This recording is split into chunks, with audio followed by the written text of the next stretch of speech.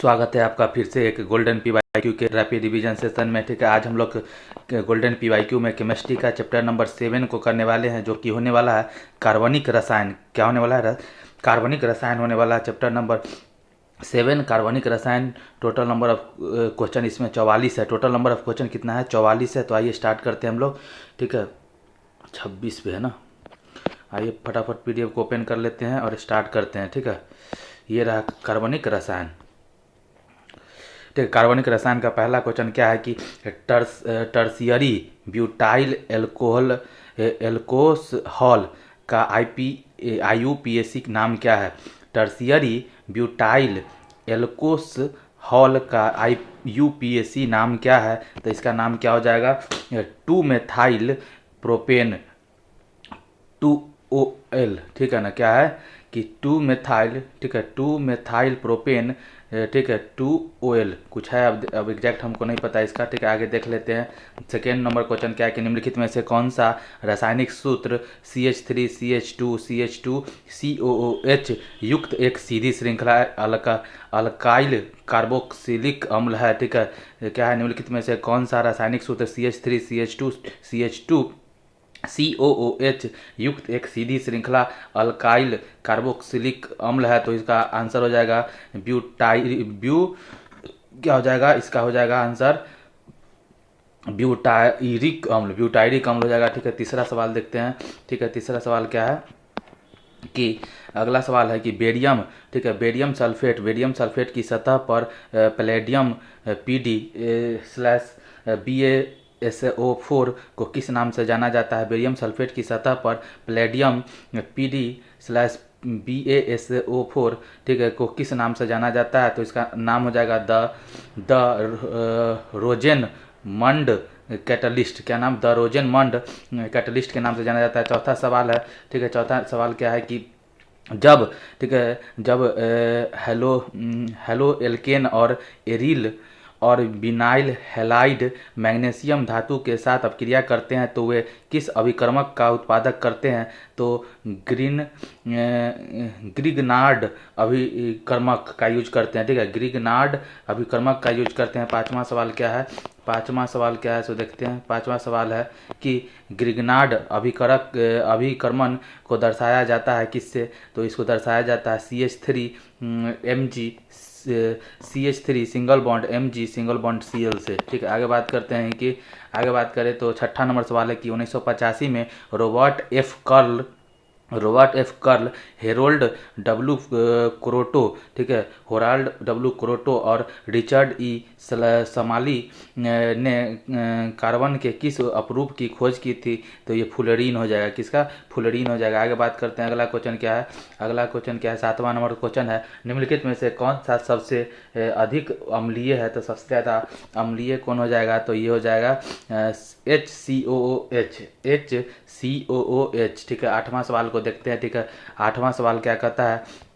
ठीक है, आठवां सवाल है कि 1933 में असंतृप्त यौगिकों में अभिकर्मकों को मिलाने पर परऑक्साइड प्रभाव को देखने के लिए कौन से दो कार्बनिक रसायनज्ञ जाने जाते हैं? 1933 में असंतृप्त यौगिकों में अभिकर्मकों को मिलाने पर परऑक्साइड प्रभाव को देखने के लिए कौन से दो कार्बनिक रसायनज्ञ जाने जाते हैं? तो इसका आंसर हो जाएगा मारिक, डी हो जाएगा आंसर। मारिस एस खड़ास और फ्रैंक आर मेयो। ठीक है, क्या नाम है? मारिस एस खड़ास और फ्रैंक आर मेयो हो जाएंगे। ठीक है, आगे बात करते हैं। अगला सवाल को देखें तो नौवां सवाल है, निम्नलिखित में से कौन सा एक संतृप्त हाइड्रोकार्बन है? तो ये हो जाएगा D C3H8। ठीक है, डी हो जाएगा C3H8। ठीक है, आगे बात करते हैं कि नौवां सवाल को देखें। नौवां सवाल क्या है? नौवां हो गया था। ठीक है, 10वां सवाल देखते हैं। 10वां सवाल क्या कहता है कि कॉपर आई क्या है लिखे हैं सर? कॉपर हेलाइड उत्प्रेरक का उपयोग करके एरिल डाइजोनियम लवण को एरिल हैलाइड में परिवर्तित करने के लिए उपयोग की जाने वाली कार्बनिक अभिक्रिया क्या कहलाती है? कॉपर आई हैलाइड उत्प्रेरक का उपयोग करके एरिल डाइजोनियम लवक को एरिल हैलाइड में परिवर्तित करने के लिए उपयोग की जाने वाली कार्बनिक अभिक्रिया क्या कहलाती है? तो ये कहलाती है क्या बोलते हैं कि सैंडमेयर अभिक्रिया कहलाती है। क्या कहलाती है? सैंडमेयर अभिक्रिया कहलाती है। अगला सवाल देखते हैं। 11 नंबर सवाल है कि 11 नंबर सवाल क्या है कि रासायनिक सूत्र C9H20 वाले श्रृंखलित एल्केन का नाम बताएं जिनका उपयोग एक शोध रसायन के रूप में और जैव न्यूनीकरण अपमार्जक के निर्माण में किया जाता है। तो आंसर हो जाएगा नोनेन। ठीक है, रासायनिक सूत्र C9H20 वाले श्रृंखलित एल्केन का नाम बताइए जिसका उपयोग एक शोध रसायन के रूप में और जैव न्यूनीकरण अपमार्जक के निर्माण में किया जाता है। तो नोनेन हो जाएगा। ठीक है, 12वां सवाल को देखते हैं। ठीक है, 12 नंबर सवाल को देखें तो 12 नंबर सवाल है कि यूरिया का रासायनिक सूत्र क्या होता है? तो यूरिया का रासायनिक सूत्र होता है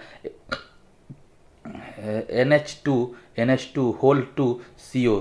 ठीक है, NH2CO NH2 ऐसे होता है ना, NH2 होल 2 CO। डी हो जाएगा आंसर। 13 नंबर सवाल देखते हैं। प्लास्टर ऑफ पेरिस के बारे में पहला कथन है कि जल के साथ मिलाने पर जिप्सम बन जाता है। दूसरा कथन है CaSO4:2H2 है। ठीक है, तीसरा है कि सजावट के लिए उपयोग किया जाता है। तो इसका आंसर क्या हो जाएगा? इसका आंसर हो जाएगा पहला और तीसरा सही है। ठीक है, पहला और तीसरा सही है। तो पहला क्या है? पहला है जल के साथ मिलाने पर जिप्सम बन जाता है, ये बात सही है। पहला और तीसरा सजावट के लिए उपयोग किया जाता है। ठीक है, ये बात सही है। ठीक है, पहला और तीसरा सही है। ठीक है, आगे बात करते हैं कि क्वेश्चन नंबर 14 है धोने के सोडे के उपयोग डैश होता है। पहला है जल की अस्थायी कठोरता हटाने के लिए। दूसरा है कथन है पीने वाले जल को जीवाणुओं से मुक्त करने के लिए। तीसरा कथन है कि घरों में सफाई के लिए। नीचे दिए गए विकल्पों में से सही उत्तर का पहचान कीजिए कि क्या कहते हैं कि धोने वाले सोडा का उपयोग कहाँ कहाँ करते हैं। तो इसका आंसर क्या हो जाएगा? धोने वाले सोडा का इस्तेमाल कहाँ करते हैं? तो इसका आंसर हो जाएगा बी मान केवल 1 और 3। केवल 1 और 3 हो जाएगा। देखते हैं 1 और 3 क्या है। 1 और 3, ठीक है, 1 और 3 का बात है। तो जल की अस्थायी कठोरता को हटाने के लिए धोने वाले सोडे की इस्तेमाल करते हैं। 3 है कि घर में सफाई के लिए करते हैं। तो पहला और तीसरा सही है। ठीक है, तो आगे बात करें। पहला और तीसरा सही है, ऑप्शन बी सही है। ठीक है, आगे बात करते हैं कि असंतृप्त कार्बन यौगिक किसके साथ जलते हैं? असंतृप्त कार्बन यौगिक किसके साथ क्या बोलते हैं कि किसके साथ जलते हैं? तो ये हो जाएगा क्या कहते हैं कि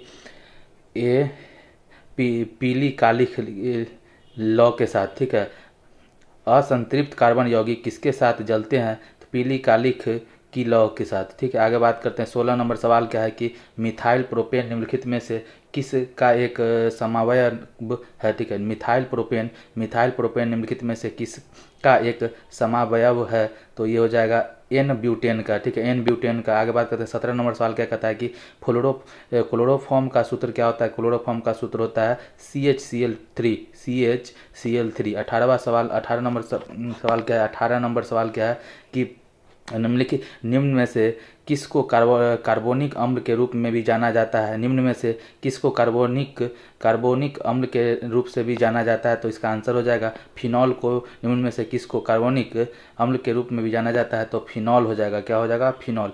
आगे बात करते हैं। 19 नंबर सवाल है कि एल्काइन का सामान्य सूत्र क्या होता है? तो इसका होता है CnH2n-2। 20वां सवाल है कि निम्न में से किस गैस का प्रयोग फलों को कृत्रिम रूप से पकाने के लिए किया जाता है? तो इसका आंसर बी हो जाएगा एथिलीन।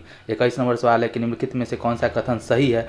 पहला कथन है कि एथेनॉल कार्बनिक यौगिकों के लिए अच्छा विलायक है। एथेनॉल कार्बनिक यौगिकों के लिए अच्छा विलायक है। दूसरा है कि एथेनॉल के गलनांक व क्वथनांक पानी की तुलना में कम होती है। तीसरा कथन है एथेनॉल का उपयोग टिंचर आयोडीन में किया जाता है। नीचे दिए गए विकल्पों में से सही उत्तर का चयन कीजिए।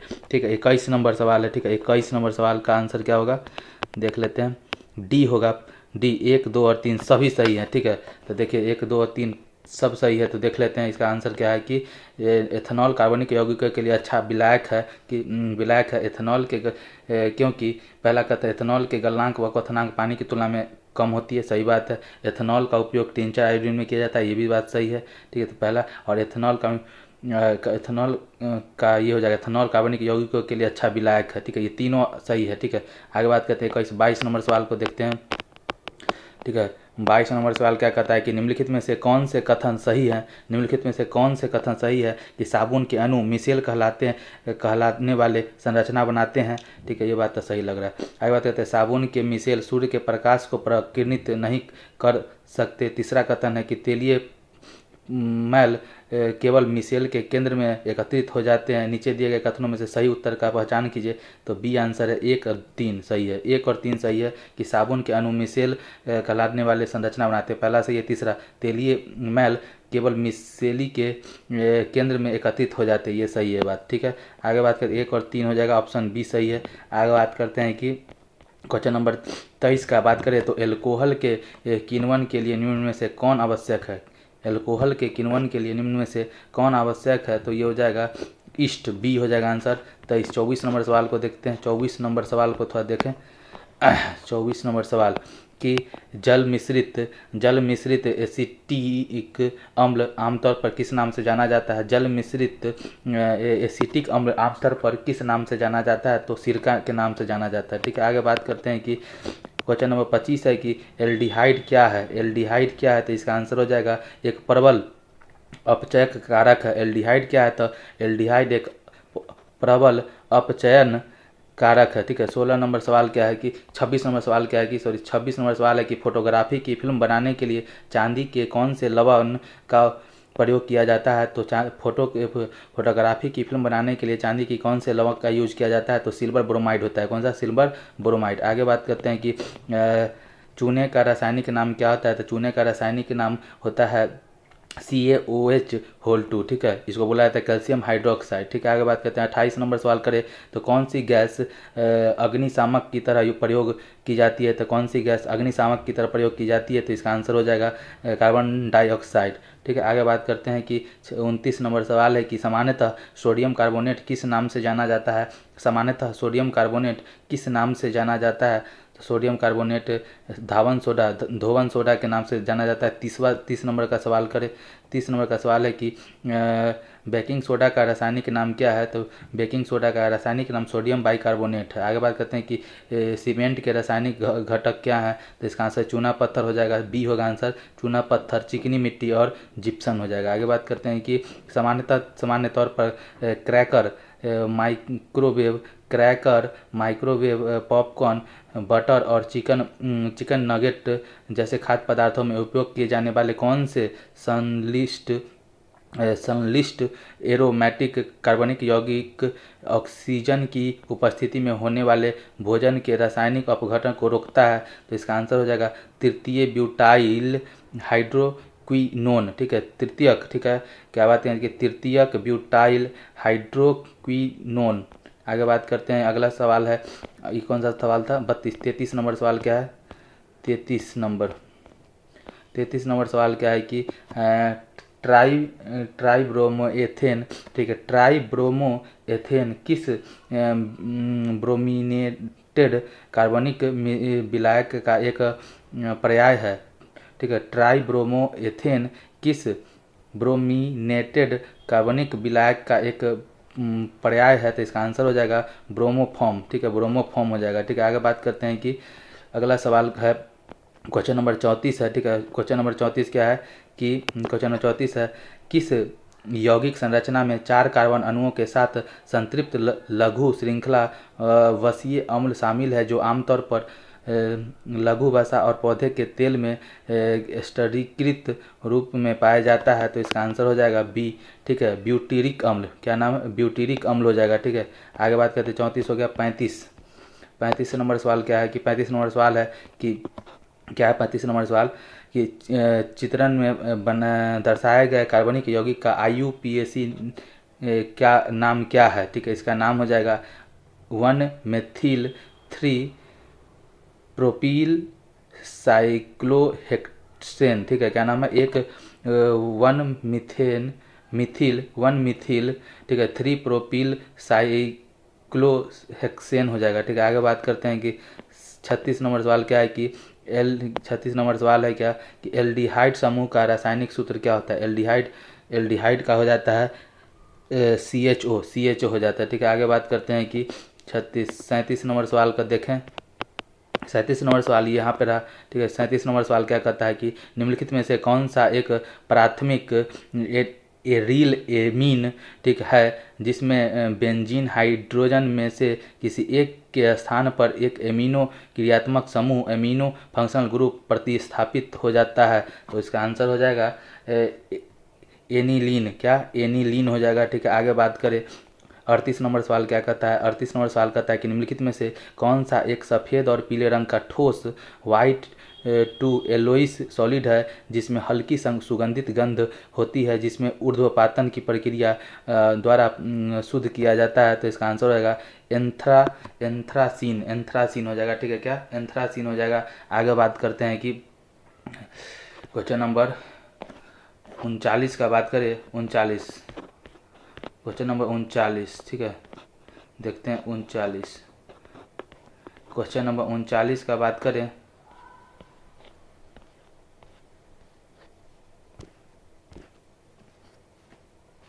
क्वेश्चन नंबर 39 क्वेश्चन नंबर 39 क्या कर रहा है कि एक मिनट थोड़ा जूम कर लें। ठीक है, क्वेश्चन नंबर 39 है चाओइट, ठीक है, चाओइट बकमिंस्टर फ्लोरीन, चाओइट या और एंड बकमिंस्टर फ्लोरीन और ग्राफीन किस तत्व में संबंधित है, किस तत्व से संबंधित है। तो इसका आंसर हो जाएगा कार्बन। ठीक है, आगे बात करते हैं कि क्वेश्चन नंबर 40 क्या कहता है कि किस कार्बनिक रासायनिक यौगिक की 273 से 278 केल्विन ताप पर नाइट्रस अम्ल के साथ अभिक्रिया करा के बेंजीन डाइजोनियम क्लोराइड तैयार किया जाता है। किस कार्बनिक रासायनिक यौगिक की, ठीक है, 273 से 278 केल्विन ताप पर नाइट्रस अम्ल के साथ अभिक्रिया करा के बेंजीन डाइजोनियम क्लोराइड तैयार किया जाता है। तो इसका आंसर हो जाएगा एनिलीन। ठीक है, एनिलीन हो जाएगा। आंसर सी हो जाएगा, एनिलीन। आगे बात करते हैं 41 नंबर सवाल क्या कहता है। 41 नंबर सवाल कहता है कि कार्बनिक यौगिकों का वह वर्ग जिसमें दो एल्कील समूहों के बीच एक ऑक्सीजन होता है क्या कहलाता है। कार्बनिक, ठीक है, कार्बनिक यौगिकों का वह वर्ग जिसमें दो एल्कील समूहों के बीच एक ऑक्सीजन होता है क्या कहलाता है। ठीक है, तो ये ईथर कहलाता है। ठीक है, कार्बनिक यौगिकों का वह वर्ग जिसमें दो एल्कील समूहों के बीच एक ऑक्सीजन होता है क्या कहलाता है। तो ईथर कहलाता है। क्या कहलाता है, ईथर। ठीक है, आगे बात करें तो क्वेश्चन नंबर 42 क्या कहता है कि कार्बनिक रसायन विज्ञान में निम्नलिखित में से कौन सा एक अनुभवजन्य नियम है जिसका उपयोग अल्केन्स और एल्काइंस की इलेक्ट्रॉन रागी संकलन अभिक्रियाओं की रेजियो सेलेक्टिविटी, ठीक है, रेजियो सेलेक्टिविटी के पूर्वानुमान के लिए किया जाता है। तो इसका आंसर हो जाएगा माइक्रो, क्या हो जाएगा इसका आंसर हो जाएगा माइक्रो वनिकोव का नियम। ठीक है कि कार्बनिक रसायन विज्ञान में निम्नलिखित में से कौन सा एक अनुभवजन्य नियम है जिसका उपयोग अल्केन और अल्काइंस की इलेक्ट्रॉन रागी संकलन अभिक्रियाओं की रेडियो सेलेक्टिविटी के पूर्वानुमान के लिए किया जाता है। तो मार्कोव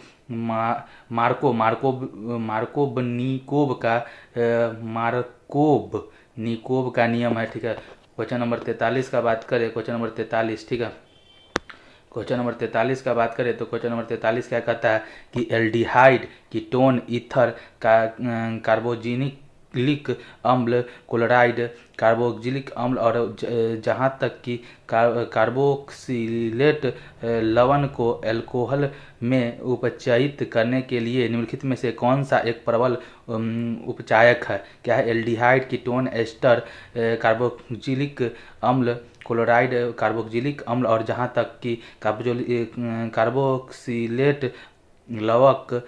लवण को अल्कोहल में उपचयित करने के लिए निम्नलिखित में से कौन सा एक प्रबल अपचायक है? तो आंसर हो जाएगा लिथियम एल्युमिनियम हाइड्राइड। क्या है? लिथियम एल्युमिनियम हाइड्राइड हो जाएगा 43 नंबर सवाल का।